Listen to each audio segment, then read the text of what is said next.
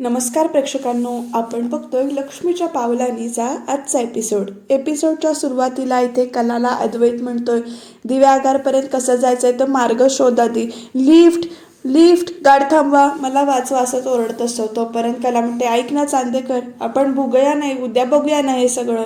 आणि ती अशी पदरानं वारा घेत होते आणि मग म्हणते तरी म्हणत होते उद्याच बघूया, पण नाही ऐकायचं माहिती आहे काय चांदेकरांना, स्वतःच म्हणणं खरं करायचं असतं सारखं असं म्हणतं. आणि त्याच्यानंतर जस्ट शटअप, तू मला इरिटेट करू नकोसा असं अद्वैत म्हणतो. एकतर अनफॉर्च्युनेटली आपल्या गाडीचा ॲक्सिडेंट झाला, तुझ्या पायाला लागलाय, तिथे तो क्लायंट आपली वाट बघतोय आणि ही वेळ आपल्यासाठी खूप महत्त्वाची आहे. आपण पिकनिकला नाही चाललोय, त्यात मला असं तो म्हणतो तुला काय काय नाही असं एकदम म्हणतो, तुला काय बोल काही नाही असं म्हणतं एकदम तो. आणि मग त्याच्यानंतर चांदेकर मला हात दे असं म्हणून कला सांगते मला उठायचं आहे. अरे तुला वेडबीट लागलंय काय, एक तर तुझ्या डोक्याला लागलंय काय, म्हणजे तुझ्या गुडघ्याला लागलंय ना तुझ्या, मग ते म्हणते उठायचं आहे कशाला तुला, मग ते म्हणते मला माझी पर्स आणि हे हवंय, तुला उठायचं आहे कशाला, कुठे जायचं आहे उठून असं तो विचारतोय. मग पर्स आणि पाण्याची बाटली हवी आहे गाडीतून, मग तो म्हणतो मी इथे उभा आहे ना मला सांग ना तू, मग तो म्हणतो आण ना, मग आणतो ना असं म्हणून इथे चालू करतं. मग अद्वैत आणायला गेलं, पर्स आण, पाणी आण, हे आण ते आण, पुढे बसून लावून घेतलंय गाडीला, सारखं पुढे पुढे करायची सवय. मग ते उगाच बोलायचं म्हणून काही बोलू नकोस, तू पुढे बसली होतीस ना, मांडी घालून कोण बसतं, कोण पॅसेंजर सीटवर मांडी घालून कोण बसतं, काय एवढं पण सेन्स नाही आहे तुला. बरं मी काय बोलावतो असं ना, तर त्यावर मला तू 10 व्याख्या ऐकवली असतीस, तेच केलंस तू, ऐकवलीस असं मी असंच बसणार कन्फर्टेबल, विषय बसला विषय संपला, ते केलंच असतो. आणि मग ती एकदम पराठा काढून देते, मग तोंडे काय आहे तर पराठा आहे खा असं सांगते. आणि मग ती दोघं जण अशी बसलेली आहेत बरं का एकमेकांच्या बाजूला. मग पराठा तो खातो आणि मग त्याच्यानंतर कला त्याला काय म्हणते प्रेक्षकांना बघूया. मग तो म्हणतो की वाह छान झालाय पराठा. मग तो ते रजनी मॅडमने करून दिलाय प्रवासासाठी, तरीच म्हटलं तू कशी एवढे एफर्ट घेशील असं म्हणतो. आणि मग त्याच्यानंतर ती अशी कोपर मारते, तो आव म्हणतो. आणि मग ती परत झालं जरा शांत झालं डोकं, चिडचिड करून काही होत नाही, अडचण आली की सगळ्यात आधी डोकं थंड करायचं, अजिबात चिडचिड करायची नाही. आणि मग आपल्याला परिस्थितीची जाणीव झाली ना की आपल्याला मार्ग सापडतो, त्रागा न करता आपल्याला आपण त्याच्यावरचा मार्ग शोधतो, कळलं. म्हणतो किती बडबड करतेस का तू, तुझं तोंड दुखत नाही, तुझ्या जिभेचे काही ब्रेक फेल झालेत का असं तो इथे विचारतोय. तो म्हणतो व्हॉट इज जोक असं कला म्हणते. आणि मग त्याच्यानंतर अजून एक डबा काढते, तो उठून जात असतो थांब म्हणते अजून एक डबा काढतो. नंतर काय आता, आणि मग डबा काढून दिल्यानंतर लाडू खायला देते. आणि लाडू अरे वा लाडू, रजनी काकू किती काळजी घेते ना माझी असं म्हणते. म्हणजे परत ती कोपर म्हणते आणि मग म्हणते मी पॅक केले ते लाडू, तुला आवडतात म्हणून असं म्हणते. आणि मग तशी बरी आहेस तू असं म्हणून सांगतो. मग ती हसते, थँक्यू असं म्हणतो. मग कला हसते, मला आता लगेच खुश व्हायची गरज नाही आहे, एवढं हसण्यासारखं काय नाही आहे त्याच्यात, धड बिचारेला हसायचा पण आनंद घेऊ देत नाही. मग पाण्याची बाटली काढते, स्वतः पाणी पिते आणि त्याला पाणी देत असते. तर तोपर्यंत उठून येतो, बघू डबा. मग तो म्हणते डबा उघड असं तो परत इथे सांगतो तिला. लाडू चल आणि खा असं म्हणून सांगतो. मी तर ती म्हणते की ओ परत मला म्हणशील मला विचारलं नाही, मला एकटाच खात होता, त्याच्यापेक्षा तू खाऊन घे, संपून टाकतो लाडू असं ती सांगते. आणि मग दोघं मिळून इथे लाडू खात आहेत. बरं वाटते दोघांना असं छान एकमेकांशी बोलताना बघून. पण यांची गाडी कधी चालू होणार आहे देव जाणे, कारण आणि नेमकं काय काय घडणार आहे. कारण रोहिणीला तर वाटतं इकडं ह्यांचं झालेलं आहे काम, पण बघू पुढे काय काय होणार आहे. तिकडे रोहिणी काय करते, आबा काय करतायत बघूया प्रेक्षकांनो. तर आता इथे चहा आणि सरबत आणून दिलेलं आहे, ज्यूस आणून दिलेला आहे कलाच्या आईनं. तर आबांना हाक मारते की आबाजी चहा घ्या म्हणून. मग ते म्हणतात अहो विहीणबाई तुमच्या कपाळाला काय झालं, कुठं लागलं, काय झालं असं ते विचारतात. मग ते म्हणतात नाही काही नाही आबाजी, ते जरा तोल गेला आणि जरासं कपाळाला लागलं आहे असं ते म्हणतात, जास्त काय नाही. मग ते म्हणतात अहो काळजी घ्या, औषध पाणी करा, सांभाळून राहा, औषध पाणी चालू ठेवा, काळजी घ्या तुमची असं ते सांगतात. बरं कलाचा काही फोन झाला का तुम्हाला, कुठपर्यंत पोचले ते, अहो इथून गेल्यापासून पोरांचा काही खबर बातच नाही, काहीच फोन नाही असं ते म्हणतात. मग ते म्हणतात तेच तर ना कवादरनं मी तर वाट बघते. मग तोपर्यंत रजनी पण येते तिकडनं, आभा अहो मी दोघांना मगासपासून फोन करायचा प्रयत्न करते पण सकन नेटवर्क कक्षाच्या बाहेर असाच मेसेज येतोय. रोहिणी सुद्धा हसते बघा नुसतं. मग आबा सांगतात परत एकदा फोन लाव त्यांना. आणि मग त्याच्यानंतर रजनी ते परत फोन लावते, बघूया प्रेक्षकांना फोन लागतोय का. तर रजनी म्हणते की नाही, बहुतेक रेंज नाही आहे, कारण आधी रिंग पण जात नाही आता, तर असं तिथे म्हणतात. आणि मग आता बघू पुढे काय होणार आहे ते. दोघे सुखरूप असल्याशी मिळवलं असं रजनी ते म्हणते. तर आता रोहिणीने ना इथे राहुलला फोन लावलाय, तो बिचारा आपली गाडी साईडला घेतोय, मग पार्किंग लाईट लावतोय, अगदी सिस्टमॅटिक पद्धतीने इथे गाडी पार्क करून मग तो फोनवर बोलतोय. बघूया काय बोलणं होतंय दोघांच्यात. बोल ग मम्मा. अरे आता आपल्यासाठी बऱ्याच दिवसांनी इथे चांगले दिवस येणार आहेत. नॉनस्टॉप इथे कला आणि अद्वैतला फोन लावले जात आहेत आणि फोन लागत नाही आहे त्यांचा. तर घरात सगळे आता पॅनिक झालेले आहेत असं रोहिणी सांगते राहुलला. आणि मग त्याच्यानंतर तो काय म्हणतोय, तर कॉन्टॅक्ट होत नाही आहे. तर त्यांना काय माहिती त्यांचा दोघांशी परत कॉन्टॅक्ट होणार नाही आहे. मग म्हणतो अरे वा राहुल, हुशार झालास तू. नाही म्हणजे पहिल्यांदाच तवरून ताकभात तू लगेच ओळखलायस म्हणून बोलले. मग म्हणते म्हणजे काय, आता आफ्टर ऑल मुलगा कोणाचा आहे असं तो सांगतो. आणि मग तसंही आता चांगल्या गोष्टीची हूल आपल्याला आधीच लागते असं आबा म्हणतात ना, त्याचप्रमाणे होणार आहे आता. मग ते रोहिणी पण म्हणते करेक्ट, आपला प्लॅन सक्सेसफुल झालाय बहुतेक. मग आता पुढे आता खुशखबर येईल अशी आशा आहे, बघूया. मग तो म्हणतो अगं आशा, 100% खुशखबर येणार. बाय द वे मी सुद्धा दिव्यागरच्या रोडवरच आहे, मी पण पोचेन, सांगेन तुला असं म्हणते. आणि त्याच्यानंतर आता इथे कला एकदम पाय दुखतोय कलाचा आणि ती एकदम करून इथे ओरडते. मग इथे तोपर्यंत लाडवाचा डबा इथे कलाच्या हातातून खाली पडतो. अद्वैत जोरात येतो आणि ओ सावकाश असं म्हणतो तिला. ती पडत असते त्याला धरतो. काय गरज होती तुला उठायची, अरे लाडवाचा डबा पडला. मग मी होतो ना, मी उचलला असता तो. मग तो लाडू वाया गेले असते, मग तुला डबा उचल असं म्हणतो. मग हो मी आहे ना, उचलतो मी असा अद्वैत म्हणतो. आणि मग डबा उचलतो. आणि तोपर्यंत त्याला आई ग असं म्हणते. आणि मग ती म्हणते की दुखतंय म्हणून. अरे गो बाक, मग तो विचारतो खूप दुखतंय का, तर ती म्हणते की हो दुखतंय. ऐक ना चांदेकर, इथं कुठं मलम वगैरे काहीतरी बँडेज पट्टी वगैरे मिळाली तर बघ ना प्लीज, इथे कुठे जवळपास. मग तोपर्यंत अद्वैत म्हणतो हो इथे 24/7 मेडिकल आहे, तिथे जाऊन बघतो. काय बोलतेस, गाडी कोणाची माहिती आहे ना, परफेक्शनिस्टची. माझ्याकडे फर्स्ट एड किट असतं, थांब जरा असं तो म्हणतो. आणि मग त्याच्यानंतर गाडीतलं इथे फर्स्ट एड किट जे काही आहे त्याच्याकडचं तो इथे काढून बाहेर आणतो. आणि मग इथे कलाला म्हणतो हे घे. मग ती म्हणते हा दे थँक्यू असं कला म्हणते. आणि मग ती मलम त्याच्यातलं इथे काढते, कुठलं मलम लावता येईल ते बघते. आता ती मलम काढते, तोपर्यंत अद्वैत गाडीजवळ गेला आणि मग तो कलाकडे बघतोय बरं का, आता ही मलम कशी लावणार. मग खरंच खूप त्रास होतोय. मग ती अशा अवस्थेत तिने क्रीम लावायला जमणार आहे का, हा सगळा विचार इथे अद्वैत करतोय. आणि तिला काही झालं तर या जंगलात परत माझीच वाट लागेल असं तो इथे म्हणतो. आणि तो म्हणतो थांब एक सेकंड थांब, मला ते मी लावतो. मग म्हणते नाही मी लावते असं म्हणते. नाही काय बावळटेस का, जरा थोडा लॉजिकली विचार कर ना. तू मला लावायला वाकणार, मग कंबर लचकणार, मानस सिरपी झाली म्हणून रडत बसणार, त्याच्यापेक्षा मी लावतो, दे ना. मग तो म्हणते नको मी लावते. मग तो म्हणतो हे बघ हट्टीपणा करू नकोस, दे इकडे मी लावतो. तोपर्यंत गाडी जाते, तो गाडीला इथे बघायला जातो पण गाडी काही थांबत नाही, गाडी निघून जाते. मग परत तो इथे म्हणतो आणि इकडे मी लावतो. तरी पण ते म्हणते नको तो म्हणतो नको काय नको, मी कोण आहे माहिती आहे ना तुला, अद्वैत चांदेकर, माझं सगळं ऐकावंच लागेल असं तो म्हणतो. मग ती मलम त्याच्या हातात देते आणि ते गुडघ्याला तो इथे मलम लावतो. बघू कुठे लागलं असं म्हणून खाली वागतो बरं का.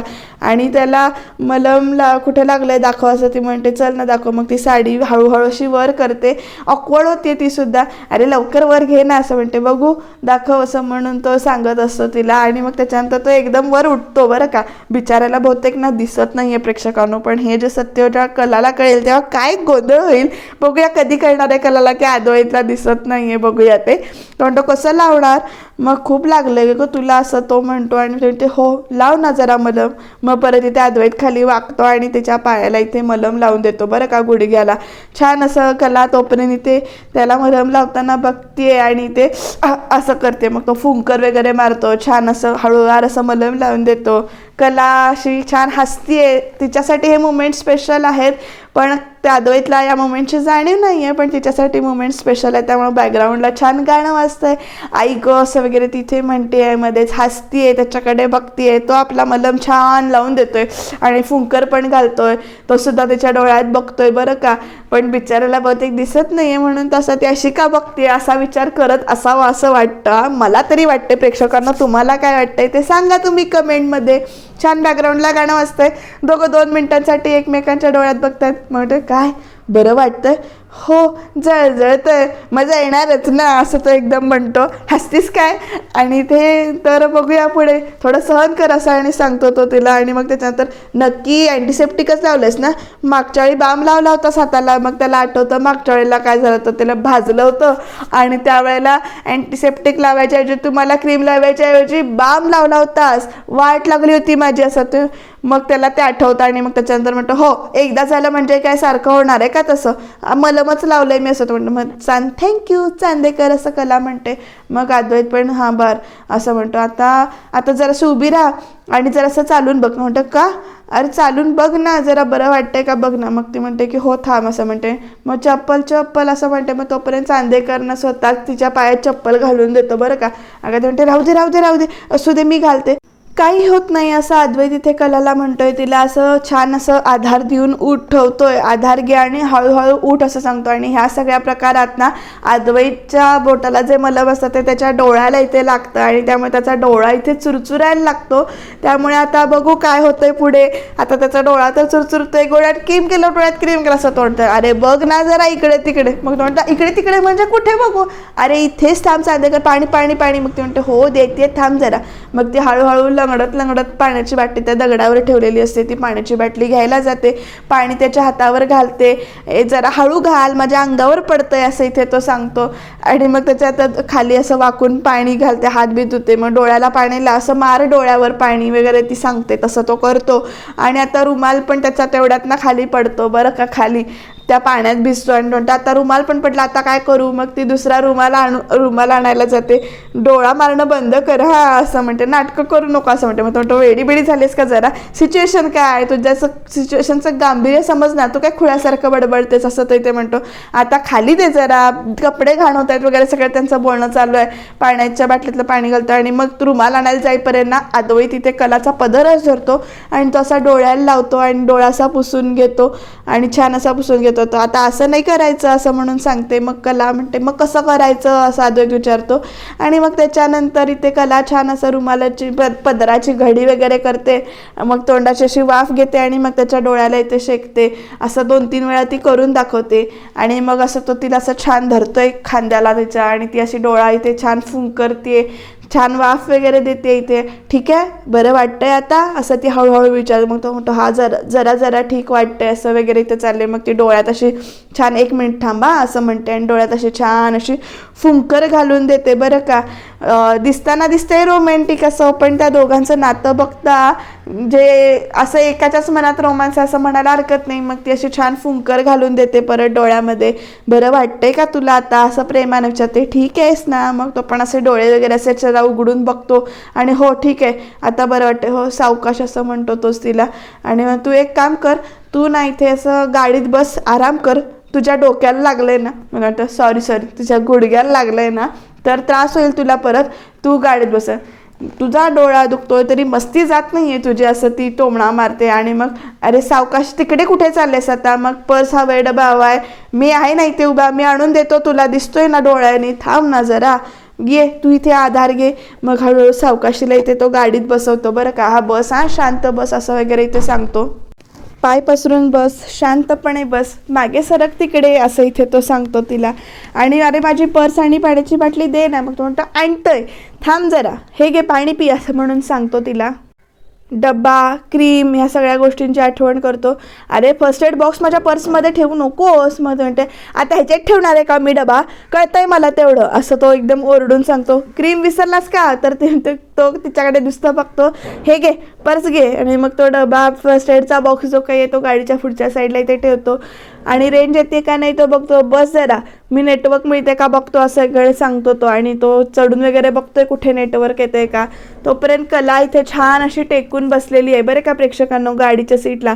तो नेटवर्क येतो का बघतो. तोपर्यंत कलाला इथे झोप लागते आणि इथे आता संध्याकाळ होऊन गेली आहे, रात्र सुरुवात झाली आहे. तोपर्यंत तिकडे सरोजसुद्धा इथे फोन लावते अद्वैत कलाला. दोघांचा पण फोन लागत नाही आहेत. अद्वैतला फोन लावते, अजून या फोन लागत का नाही आहे मुलाचा, अजून काही फोन का नाही झालेला, सगळेच इथे फोन लावत आहेत. अद्वैत असं कधीच करत नाही असं ते म्हणते. काय चाललंय नेमकं, कळायलाच काही मार्ग नाही आहे. मग नाही लागत आहे फोन भाऊजी असं ते म्हणते. वहिनी तुम्ही पॅनिक होऊ नका, त्याच्या फोनची बॅटरी डाऊन झाली असेल, मी डीलरला फोन लावून बघतो. मग ते डीलरला इथे फोन लावतात आणि म्हणतात, हा मी श्रीकांत चांदेकर बोलतोय, अद्वैत चांदेकर आलेत का तिकडे. तर ते म्हणतात की नाही, काही बोलत नाहीत. आणि मग त्याच्यानंतर नाही, इतका वेळ कसा लागतो याला पोचायला, कधी करत नाही असा मुलगा. तोपर्यंत सोहम पण येतो आणि म्हणतो कलावहिनीचा पण फोन लागत नाही. मग आबा म्हणतात, मग अशी अंबाबाईच्या समोरचा दिवा भिजला तेव्हापासून माझ्या मनामध्ये कचरतंय, अंबाबाई काही वेगळं होऊ देऊ नकोस. मग ते म्हणतात माझा जीव घाबरायलाय. मग तोपर्यंत श्रीकांत येतात आणि म्हणतात, आबा काळजी करू नका, काही होणार नाही. मग त्याच्यानंतर रजनी पण सांगतात, अहो आबा काही काळजी करू नका, काही होणार नाही मुलांना, आपली दोन्ही मुलं खमकी आहेत आणि काही परिस्थिती असली ना तरी ती दोघं व्यवस्थित हँडल करतील. मग ते म्हणतात, अगं पण काही गोष्टी आपल्या हातात नसतात, जीव घाबराघुबरा होतोय त्याच्यामुळं.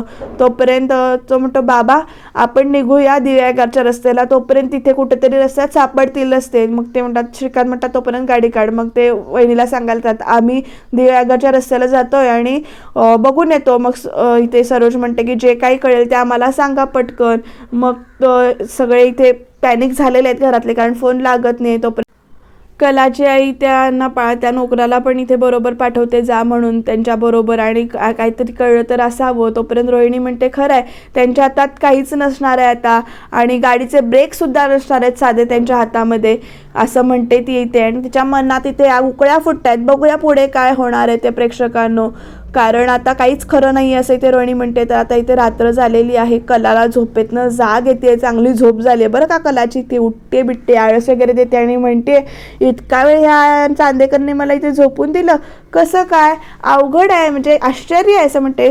डोक्याशी कटकट करायला सुद्धा हा आला नाही, आश्चर्यच आहे असं म्हणते. मग ते हळूहळू गाडीत नाही ते उतरते आणि म्हणते, कुठे गेला हा चांदेकर, हे चांदेकर कुठे आहेस तू, असं तिथे विचारते. गाडीतनं बाहेर येते आणि ना असं वातावरण वगैरे बघून ना प्रेक्षकांना इथे भीती वाटते, कारण तिकडून असा दूर येतोय. गाडी एकच अशी उभी आहे तिथे रस्त्याला आणि आजूबाजूला काळा मिट्टा अंधार. तोपर्यंत असा की नाही बाजूला दूरवर कुठला तरी प्राणी ओरडल्याचा आवाज, आणि ती चांदेकर असं म्हणून इथे, कुठे आहेस तू असं म्हणून ओ देते. तोपर्यंत बाहेर असा आवाज येतो आणि तोपर्यंत झाडाची सावली वगैरे अशी हालते आणि झापकन असं कोणतरी गेल्यासारखं होतंय. कलाचा जीव असा एकदम गोठल्यासारखा झालाय बरं का प्रेक्षकांना. बघताना आपल्याला सुद्धा भीती वाटते, 2 मिनिटासाठी कोणतरी गेले का काय असं वाटतं. आणि कला तर मात्र आता घाबरली आहे आणि ती अशी की नाही इकडं तिकडं बघते जशी सावली गेल्यासारखी, आणि घाबरून अशी ती की नाही, चांदेकर कुठे आहेस तू असं विचारते. गाडीचा दरवाजा उघडताना आतमध्ये असते, तोपर्यंत तिकडनं अद्वैत येतोय आणि करून ओरडतोय. मग त्याने, चांदेकर तुला ना मी मारीन आता असं ती म्हणते. आणि अरे मग ती बरं दार उघडते इकडचं आणि मग मारत, केवढी घाबरलीस असं म्हणते. ती मारत, अंगाला हात लावायचं रे, अंगाला हात लावायचं म्हणते. काय अंगाला हात नाही लावायचा, कळत नाही तुला, जीव गेला असा माझा, केवढी घाबरली होते मी. मग कशी घाबरली होतीस, तुला सोडणार नाही मला पण मिळू दे संधी, असा घाबरवते ना तुला, तू बटकर असा खालीच बसेल. मग म्हणते असा घाबरत कुठली, मी नाही घाबरत तुझ्यासारखं असं म्हणते. आणि मग इथे दुखतंय तरी पण ती की त्याला भाव म्हणजे अंगावर जाते, मस्त भाव केलं ना मी तुला कसं भारी असं म्हणतोय. आणि मग त्याच्यानंतर परत त्याचा भाव करतोय, परत ती मारते. तुला मी लंगडी घालत चांदे केला ते मारायला येते, हात लावायचं काम नसेल ते, वेडी आहेस का जरा तू, मी आता हात लावला असता तोंडावर पडली असतीस तू असं तो म्हणतो तिला. दिवसभर आपल्या चा करतेस आणि घाबरतेस कसली तू असं इथे विचारतो. एवढी तू लगेच घाबरतेस, वाटलं नव्हतं एवढी घाबरत आहेस म्हणून, गप्पा बस. आणि मग तिथे जाऊन आगाऊ तू महागाऊ असं त्या दोघांचं चालू आहे. मग सावकाश असं जाऊन तिथे बसते आणि मग त्याच्यानंतर पाय दुखतोय माझा. आणि मग त्याच्यानंतर तिथे शेकोटी करायची ते चालू आहे. मग म्हणजे फोनला रेंज वगैरे आहे का, तर त्याच्या फोनला नेटवर्क नाही आहे आणि हिच्या पण फोनला नेटवर्क नाही आहे. त्यामुळे आता बघूया पुढे काय होणार आहे ते. आणि तो आता शेकोटीसाठी लाकडं आणायला गेलाय बहुतेक. आणि इथे सगळे अजून टेन्शनमध्ये आहेत घरातले, कारण कुणाचा फोन लागतच नाही आहे. आणि तोपर्यंत इथे सरोज सांगते की आबा पोलीस असं म्हणतात की 24 तास झाल्याशिवाय आपण इथे काही करू शकत नाही. नेमकं काय घडणार आहे पुढे इंटरेस्टिंग ठरणार आहे बरं का. त्याच्यासाठी तुम्ही प्लीज चॅनलला सबस्क्राईब करून ठेवा, कारण इथे शेकोटीसाठी लाकडं आणायला चांदेकर जंगलात गेलाय, वरनं काहीतरी पडतंय आणि चांदेकर सुद्धा घाबरलाय. नेमकं काय होणार जाणून